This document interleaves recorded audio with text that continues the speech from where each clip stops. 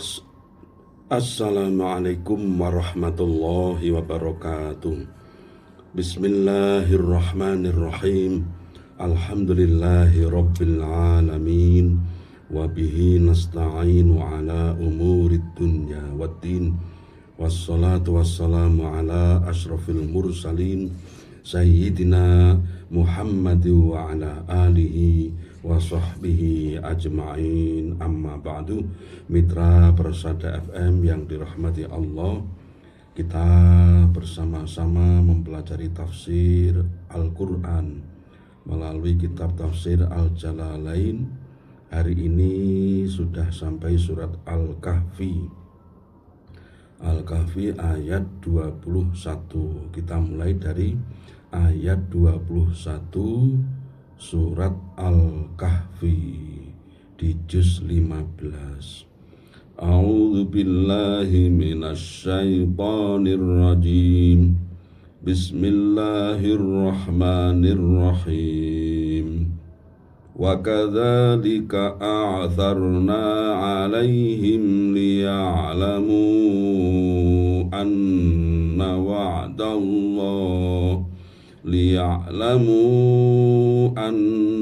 wa'dallahi haqqun wa anna as-sa'ata la rayba fiha إذ يتنازعون بينهم أمرهم فقالوا ابنوا عليهم بنيانا إلى آخر الآية. Bismillahirrahmanirrahim. Wa kadzalika ay kama ba'asnahum.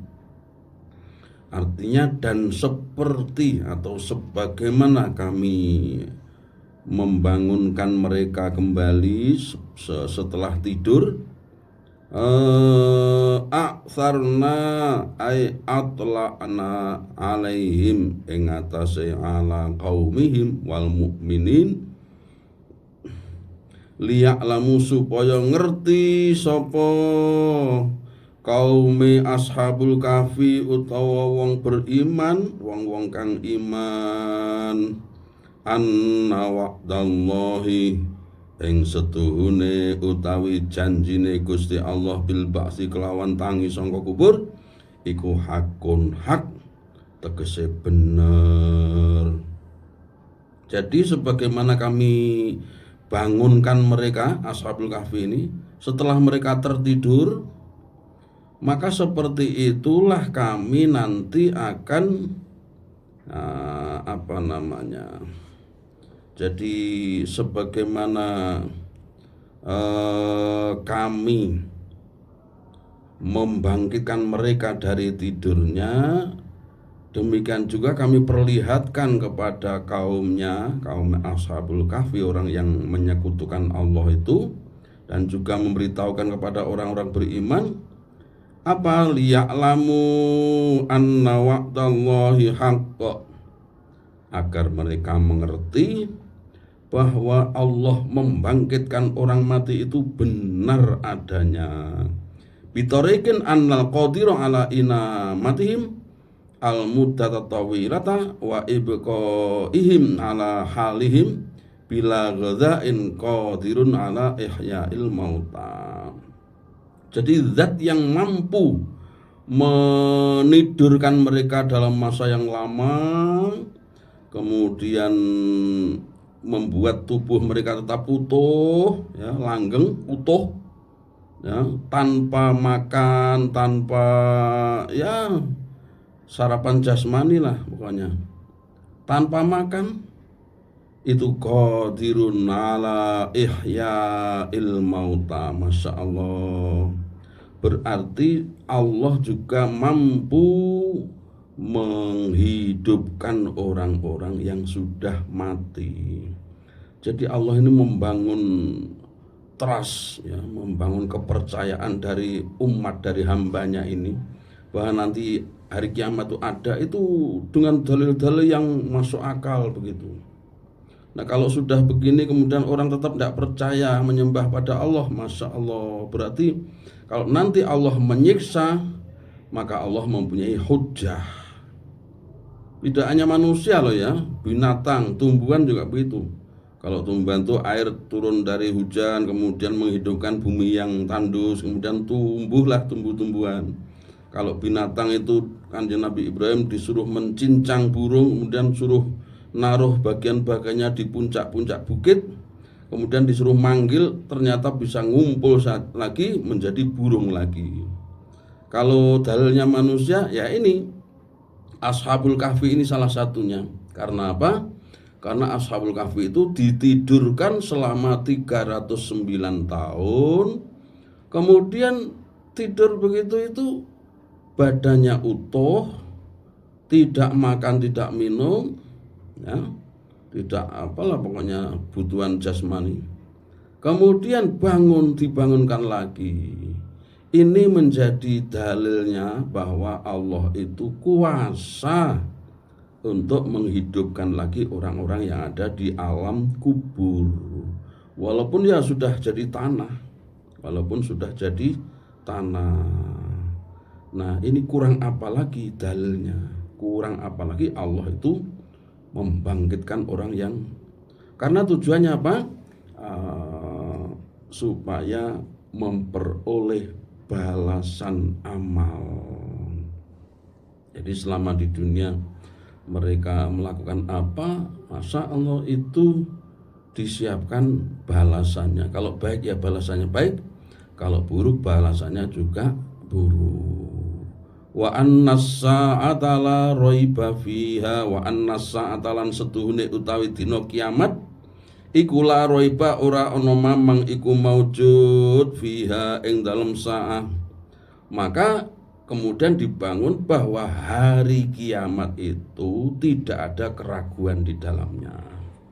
Tidak ada keraguan karena memang rukun kita ada 6 dan hari rukun yang ke-6 ini adalah wajib adanya. Artinya pasti terjadi, yaitu untuk membalas perbuatan manusia. Idh yatanaza'una nalikane padu utawa beda pendapat ayil mukminuna wal kufar, tegese sing beda pendapat itu orang yang beriman maupun orang-orang kafir, bainahum ing dalam antarane al mukmin wal kufar, amrohum ing urusane al mukmin wal kufar, amrol fityati ing urusan pemuda, para pemuda, fil bina'i haulahum ing dalam bangunan di sekitarnya. Kenapa bertengkar? Karena berselisih paham. Jadi dalam rangka menghormati Ashabul Kahfi, mengenang jasanya begitu, maka ada yang usul begini nanti digini bagaimana. Nah, ada yang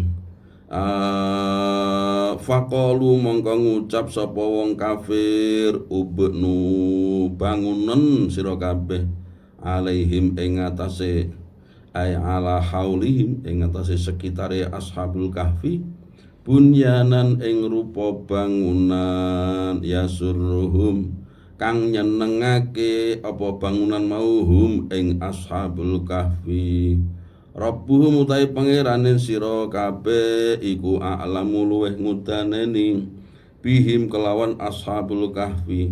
Gusti Allah luweh ngerti keadaan Ashabul Kahfi. Tapi ternyata manusia berkeinginan untuk membuat sebuah bangunan di sekitar Ashabul Kahfi berada itu.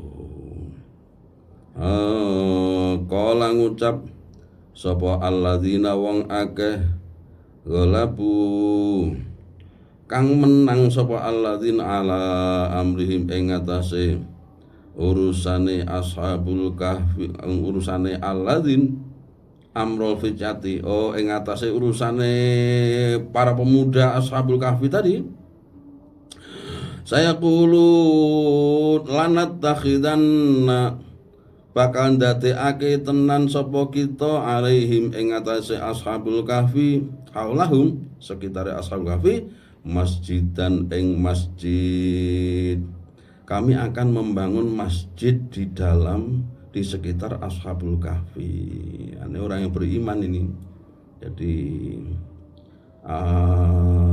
dari sini kemudian timbul persoalan bagaimana membangun masjid di kuburan. Dan ya kalau membangunnya bukan di kuburannya kan boleh di sekitarnya begitu.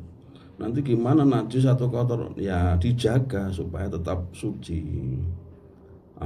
Kalau masjidnya duluan apalagi ya, masjidnya duluan dibangun kemudian di baratnya imaman ada makam dibuat makam boleh. Nah, ini yang dikhawatirkan itu kan kalau orang yang beribadah di masjid yang dekat kuburan tadi itu mengagungkan jenazah, meminta kepada jenazah dan seterusnya, tidak boleh itu. Karena meminta itu tetap kepada Allah Azza wa Jalla. Kemudian sayaquluna mongko bakal ngucap sapa al mutanaziuna wong-wong kang beda-beda pendapat mang fi adadul fityati ing dalam wilangane para pemuda fi zamanin nabi ing dalam zamane jeung Nabi sallallahu alaihi wasallam. Para sahabat di sekitar Kanjeng Nabi sallallahu alaihi wasallam berbeda pendapat ya, tentang jumlah Ashabul Kahfi. Mereka mengucapkan salah satu Ashabul Kahfi itu ada 3 orang. Rabi'um utai kang kaping 4 iku kalbuhum asune Ashabul Kahfi, asu yang menjaga waktu mereka tidur itu loh. Wa yaquluna lan ngucap sapa ba'duhum setengah para sahabat khamsatun iku 5 sadisuhum kang utawi 5 iku kalbuhum asune Ashabul Kahfi. Nah, 2 pendapat ini yaitu jumlahnya 3 sama 5 ini itu adalah pendapat Nasrani Najron. Jadi dulu pada zaman Kanjeng Nabi itu ada orang-orang Nasrani yang bertempat tinggal di Najron gitu, di Arab Saudi kana. Rajman halih balang bil ghaibi kelawan barang gaib, tegese hanya mengira-ngira gitu. Aidzonan fil ghaibi tegese menyono fil ghaibati ing dalam barang gaib anhum saking wong akeh para sahabat wa huwa rajiun ilal qaulaini ma'an. Hal itu kembali ke 2 pendapat bersamaan, bahwa yang 3 orang atau 5 orang itu pendapat Nasrani. Wa yaquluna lan ngucap ayil mukminun sapa wong-wong mukmin sab'atun iku ana 7 wong wasa minhum lan utahi kaping 8 sab'atun iku kalbuhum asune Ashabul Kahfi. Ada lagi yaitu ucapan orang-orang yang beriman bahwa Ashabul Kahfi itu jumlahnya ada 7 orang. Nah, yang ke-8 itu adalah anjingnya. Ya pendapat ini juga berbeda pendapat nafsirannya. Kul dawuhna sapa sira Muhammad Rabbi utai pangeran ingsun iku a'lamu luweh ngudaneni bi'idatihim kelawan wilangane Ashabul Kahfi. Kanjeng Nabi itu disuruh mengucapkan pangeran sing weruh jumlahe, dan wilangan itu tidak merupakan persoalan yang sangat penting. Yang sangat penting itu adalah persoalan tentang bagaimana orang mati bisa hidup lagi itu loh, yang menjadi bukti akan benarnya hari kiamat itu. Juga kekuatan iman, keteguhan iman walaupun di sekitarnya itu musyrik semua. Nah, ini yang penting. Kalau jumlah ada yang mengatakan 3, ada yang mengatakan 5, ada yang mengatakan 7, itu tidak begitu penting. Bahkan nama-nama Ashabul Kahfi tidak begitu penting. Karena ini kan kisah ya. Kita kembali kepada konsep kisah, bahwa kisah dalam Al-Quran itu tujuannya untuk ibroh, untuk diambil pelajaran. Jadi makanya di Al-Quran itu kisah itu tidak dibuat lengkap atau berurutan dari A sampai Z, karena tujuannya untuk memberi pelajaran. Jadi kalau itu dibuat kisah panjang lebar ya Qurannya tebal banget.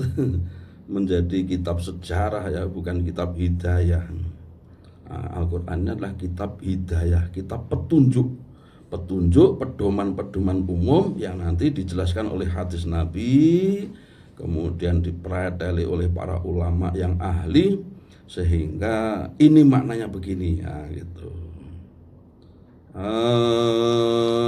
Qur rabbi a'lamu bi'iddatihim, a'lamu luweh ngudanani bi'iddatihim kelawan wilangane ashabul kahfi, ma ya'lamu orang ngerteni hum ing ashabul kahfi illa qalilun kejaba kidik banget. Qala Ibnu Abbas ana minal qalil. Ibnu Abbas itu padahal kita ketahui adalah ahli tafsir. Memaknai seperti ini itu loh, tidak ada yang mengetahui kecuali sedikit. Nah, saya ini termasuk yang sedikit. Artinya saya termasuk orang yang tidak tahu Ashabul Kahfi itu jumlahnya berapa. Itu karena itu tidak begitu penting. Jadi tujuannya adalah memberi pelajaran kepada umat setelahnya atau generasi setelahnya. Fala tumari mongko ojo padu sapa sira fihim ing dalam ashabul kahfi illa miraan kejaba padu zahiron kang katon ai bima anzalallahu alaihi. Jadi ya berselisihlah, tapi jangan sampai padu banget sehingga tukaran enggak akur. Nah, ini enggak boleh. Ya beda pendapat kan boleh kan.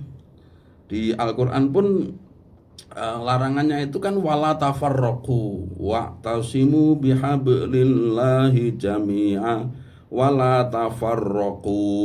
Nah, tidak boleh berpecah belah, bercerai-berai, itu yang dilarang. Tapi kalau ikhtilaf boleh. Likul ummatin ja'alna syir'atan wa minhaja walau sya'allahu la ja'alahum ummatan wahidah walakin liyabluwakum fima atakum fastabiqul khairat. Jadi kalau Allah menghendaki, niscaya manusia ini satu suara, satu agama, satu suku, satu bahasa, satu semua. Tetapi Allah membuatnya beda-beda, pendapatnya tidak sama. Itu kan niscaya, artinya mungkin sekali. Dan itu kita maklumilah beda pendapat. Tetapi iftiraq ya, perpecahan, perceraian itu yang dilarang. Yang dilarang adalah bercerai-berai, artinya tidak rukun, jadi musuhan. Nah, ini harus dibedakan antara ikhtilaf dengan iftiraq. Beda pendapat dengan perpecahan.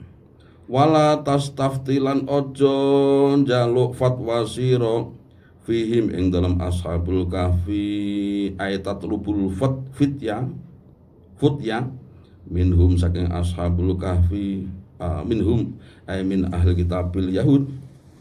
Jangan kamu minta pendapat kepada siapa? Kepada ahli kitab, yaitu orang Yahudi. Ahadan ing wong suwiji. Enggak usah minta pendapat tentang bilangan ashabul kahfi. Jadi kan Nabi dilarang, berarti umatnya juga termasuk dilarang. Wala taqulanna lan ojo ngucap temenan sira lisaiin kedue suwiji-wiji aili ajli saien kedue arahe suwiji-wiji Inni utawi setune ingsun iku fa'ilun wong kang lakoni dzalika ing mengkono godan ing dalem esuk ai fima yastaqbalu minaz zaman. Jadi ini ada satu lagi ya, satu pengertian beda dengan yang tadi. Tadi kan Ashabul Kahfi. Sekarang ada konsep dari Allah, jangan sekali-kali mengatakan begini, aku akan melakukan ini, tapi tidak ditambahi insya Allah. Nah, ini kita kan suka janji sama orang, diajak apa gitu, jawab kita tambahi insya Allah, karena kita nggak ada yang tahu besok kejadiannya bagaimana. Wala taqulanna li syai'in inni fa'ilun dzalika ghada illa ayyasha Allah, kejaba yen to ngersakake sapa Allah Gusti Allah. Bahkan dalam hadis Nabi itu, Nabi pernah menyebutkan kalau Nabi Sulaiman itu waktu mau mengumpuli istrinya yang 999 itu atau 1000 itu, beliau mengucapkan insya Allah, maka akan jadi manusia semua, lahir manusia semua yang menjadi mujahid atau pejuang. Tapi karena beliau lupa nggak mengucapkan insya Allah, yang jadi hanya satu, lainnya nggak ada yang jadi. Bahkan di kisah yang lain ya, apa itu juga Nabi ya, Nabi di antara 25 Nabi itu yang wajib kita imani itu kan Nabi juga, kalau dia mengucapkan insya Allah maka akan jadi. Karena lupa mengucapkan insya Allah maka nggak jadi. Maka kita jangan sekali-kali, wala taqulanna ya, jangan sekali-kali mengucapkan sesuatu aku akan berbuat begini tanpa menambahinya dengan kata-kata insya Allah. Tapi insya Allah itu artinya yang sudah hampir 100% jadi gitu loh. Jelas-jelas ranyang nih insya Allah, padahal insya Allah ranyang. Nah ini nggak boleh. Insya Allah buat permainan. Jadi insya Allah itu artinya kalau nggak ada aral melintang, niscaya akan datang. Nah, kalau gini, oh iya ternyata aku ada jadwal begini, itu berarti insya Allahnya berlaku. Kalau Allah menghendaki maka akan jadi, kalau Allah tidak menghendaki tidak akan jadi mengerjakan. Wadhkurlan nutura sira rabbaka, elinga sira rabbaka ing pangeran sira, idza nasita nalika lali sapa sira, wa qul lan ngucap sira asa muga-muga ayah dia yen to nuduhake ni ing ingsun sapa Rabbi pangeran ingsun li akroba keduwe kang luweh parek min hadza saking iki ay min khobari ahlil kahfi fit dilalat yang anu buati rosada ing pitutu ay hidayatan wa qad fa'alallahu dzalika. Jadi Kanjeng Nabi itu disuruh mengingat Allah kalau lupa. Jadi orang misalnya belum sholat isya kemudian tertidur, dia tertidur itu sampai masuk subuh, mancing subuh. Nah, waktu bangun itulah kemudian dia ingat sholat isyanya belum, maka cepatlah disaur. Namanya sholat isyanya qadha. Qadha itu enggak tepat waktu, enggak sesuai waktunya. Nah, itu. Kalau tidurnya jam 12 malam atau malam banget jam 2, kemudian subuhnya nggak bangun sampai terbit matahari, itu bisa jadi dosa karena dia nggak hati-hati. Malam itu kan tidurnya nggak lama, jadi akhirnya kesiangan. Tapi kalau tidurnya udah habis isya pas, kemudian bangun sudah mancing subuh, padahal belum sholat isya, nah itu mudah-mudahan dimaafkan. mosok enek azan apa mulai bar waktu isya langsung tidur, kemudian sampai subuh ndak bangun sama sekali. Iki lek rawang kowesel atau orang-orang enek sing gugah ya nggak jadi. Jadi ingatlah Allah manakala kamu lupa. Ketika begitu kita ingat langsung dikerjakan, langsung disaur, ditutup itu hutang kita. Sholat yang kelewat atau apa yang belum, yang berlalu, ya terutama sholat ini. Jadi sholatlah ketika ingat. Ketika tadinya lupa kemudian baru ingat, nah, itu segera mengerjakan sholat. Kemudian yang kedua, waqul asa ayyahdiyani rabbi li aqraba min hadza rasada. Dan ucapkan Muhammad, mudah-mudahan Tuhanku yaitu Allah memberi hidayah, memberi petunjuk kepadaku kepada yang lebih dekat dari hal ini. Artinya tentang kabar Ashabul Kahfi. Untuk apa? Menunjukkan tentang kebenaran kenabian Kanjeng Nabi. Karena Kanjeng Nabi itu Ashabul Kahfi juga disuruh iman. Itu termasuk makhluknya Allah. Dan pelajaran dari kisah itu supaya manusia sadar bahwa nanti setelah mati itu akan bangun, akan dibangunkan, akan dihidupkan lagi.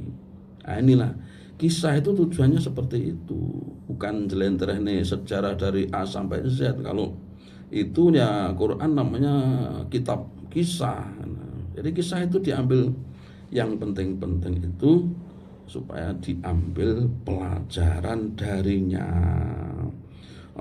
Kemudian mudah-mudahan Allah menunjukkanku untuk yang menuju kepada yang lebih dekat dari urusan Ashabul Kahfi ini sebagai bukti akan kenabianku.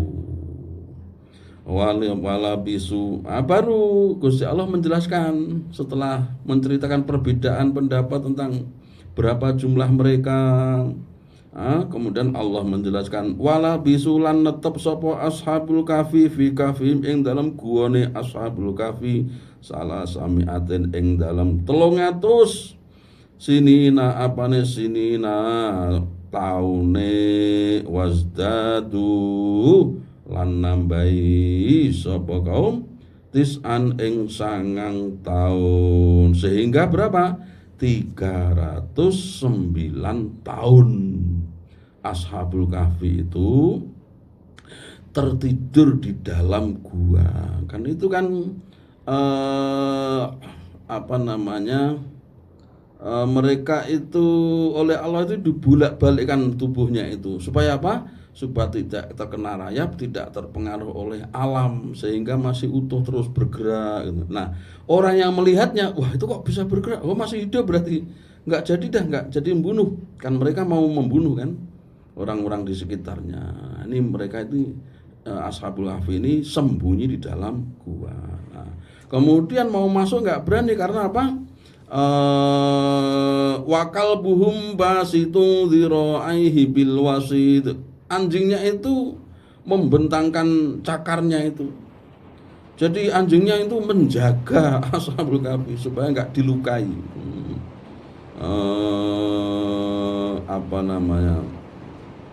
Lawit tolak ta'alaihim lamal walamulik.